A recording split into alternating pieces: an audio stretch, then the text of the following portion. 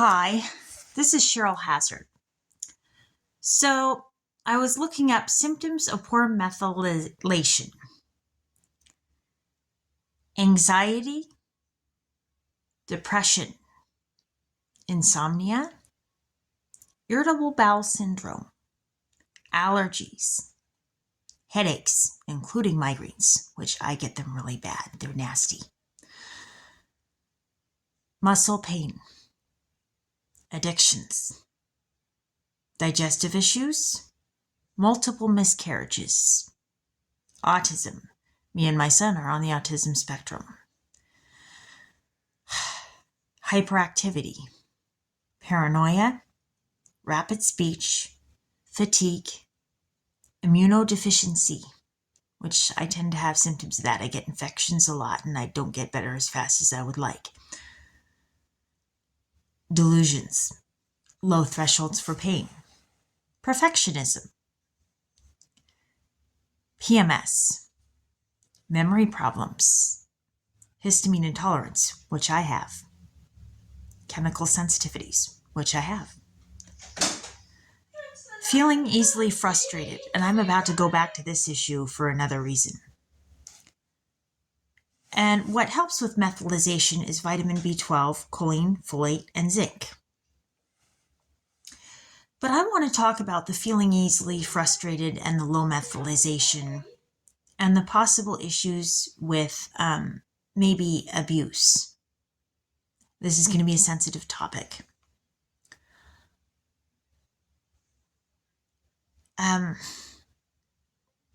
I've been stressed out lately and kind of snappish, and my health has not been good, and I think the symptoms of poor methylation may have contributed to it. And I want to address the thing about feeling easily frustrated, because when you have a kid and you're always frustrated, that's not good for you or the kid. And then I was thinking about abuse cases and when the abuse escalates.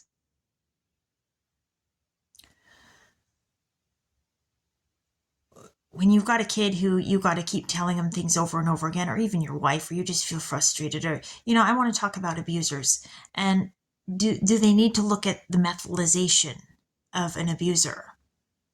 Is this a factor in the behavior of an abuser? That always feeling easily frustrated. I don't think it would be the only factor, but I think it could be one. And the other thing that I was thinking about with this, as I looked it up, it turns out kids who have been abused, there's a genetic change that takes place with them. And I don't know if improving the methylation in a kid with, say, folate and choline and all that stuff would have any bearing. It would be interesting to see it, whether it does or doesn't. But it says that methylation regulates the genes. So could it have any effect in helping to modulate these genes that have been changed from having been abused? Would it have any bearing? I'm intrigued. I think this would be an interesting thing to look into for people who have been abused. Can it be a treatment modality for kids who have already been abused? And not only that, but a treatment to reduce the chances of kids, say, getting abused by a parent that maybe is always easily frustrated. And this is not to tear down people who have autism and a problem with methylation, but it may be that, treating methylation could help with an enormous amount of issues. A lot. Not just physical issues that the parent may have, and maybe even in the kid, but, mental and emotional things as well.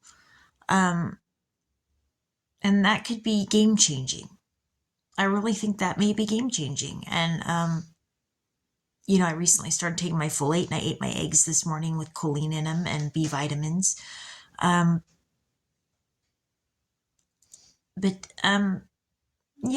think there's hope here. I really do. And I think there needs to be an overhaul in how this stuff is dealt with, because I think it could make a big difference.